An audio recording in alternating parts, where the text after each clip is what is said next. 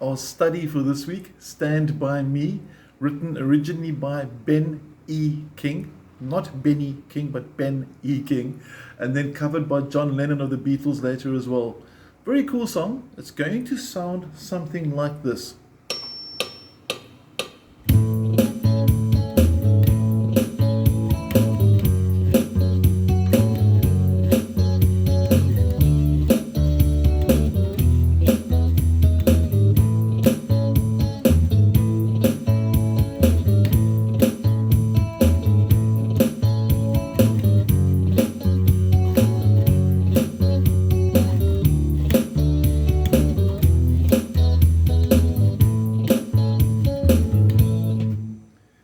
And let's have a look at the tab, let's learn this riff, and let's see why I want you to learn the riff after I've taught the riff to you.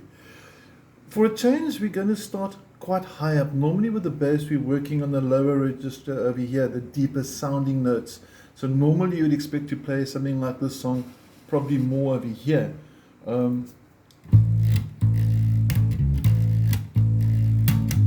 For example, and they're doing it here.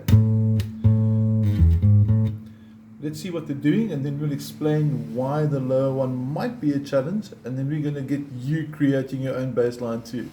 Okay, focused in nice and close there, fret number 7 with the second finger, and watch out for the offbeat if you count 1 and 2 and 3. Okay, 1 and 2 and. So to play on the and after the 2, and then you finish off with 4 and. So the complete bar would be like this.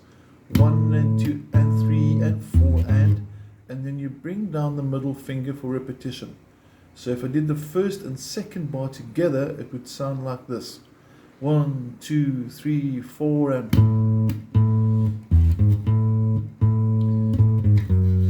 you'll notice over there I had to move down. So from fret 7 to 6 down to fret 4 to give me my F sharp note. Now, once you're there, you're into the third bar, which is going to be, and you'll notice the pinky going for the 7, ring finger for the 6, and the 4. So it's a nice one to get the fingers stretching open. And try and get more of a top view there, maybe a little bit closer there perhaps. And let's try this together. 1, 2, 3, 4, and.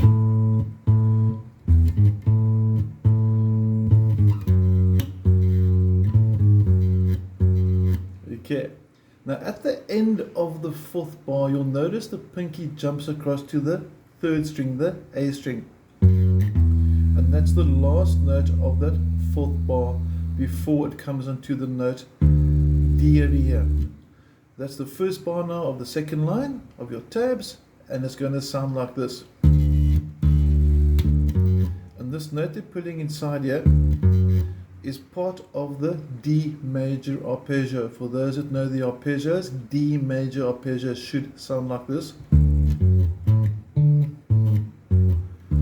If you don't know arpeggios, it's a study for another time, another lesson.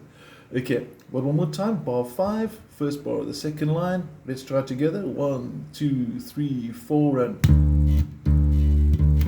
then you jump forward to fret 7 for the E.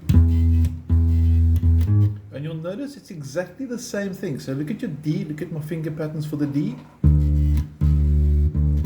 I'll jump up 2 frets, doing the same finger sequence, and then you're back to the A, as we did at the beginning of the song. So let's, you and I, try and play it the whole way through a bit slower now. Are you ready?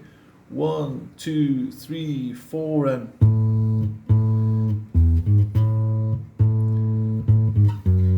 pinky,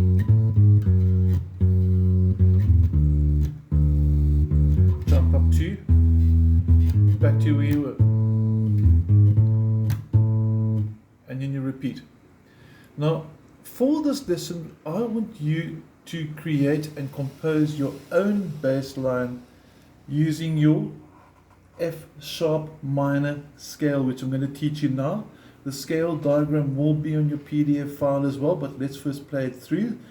You're going to start F sharp, which is fret number 1, fret number 2, finger number 1, and it's going to go like this. I'm calling out the fret numbers as I play it through. Fret 2, fret 4, fret 5. Go to the next string, fret 2, fret 4, fret 5. Onto the next string, fret 2, fret 4, and you finish off fret 1. Notice I move my hand back, and that sounds a lot like Stand By Me automatically, just those two notes.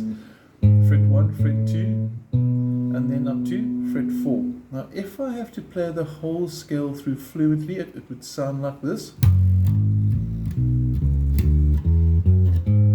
And back. So I want you to practice that.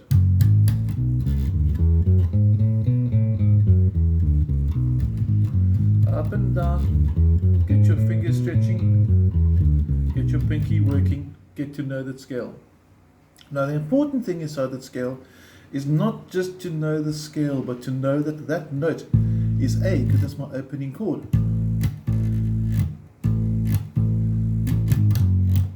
That note's F sharp. That's my second chord in the scale. Or in the progression, sorry, second chord in the song. So instead of doing this, for example, where I was actually going down to F sharp here, this time I'm improvising and creating my own lower register phrase like this.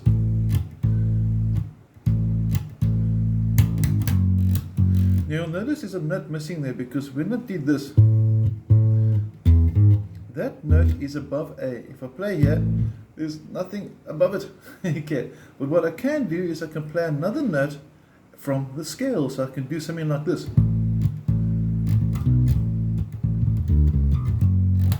And it's a bit busy, but I can create my own phrase like that, or I can go like that, or I can go or like that. I can do anything I like. There's no wrong or right way to do it. So your homework is, first of all, to learn this one, the original one, and then as for exercise, learn the scale I played and play your own bass line. Create your own bass sequence, your own bass line. Write it down, tab it, and I really would like you to video recording of it for me and send it through. So your end product could sound maybe something like this, for example.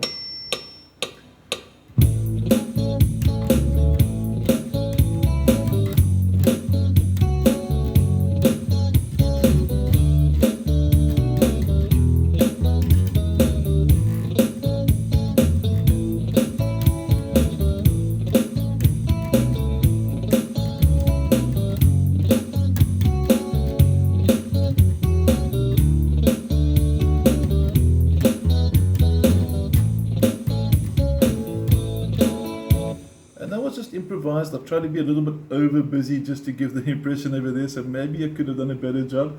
I didn't practice that, and that's the purpose of it, is actually to think on your feet and to know that in my scale I've got an A, I've got an F sharp, there's my D, there's my E, and be able to use the scale to get from here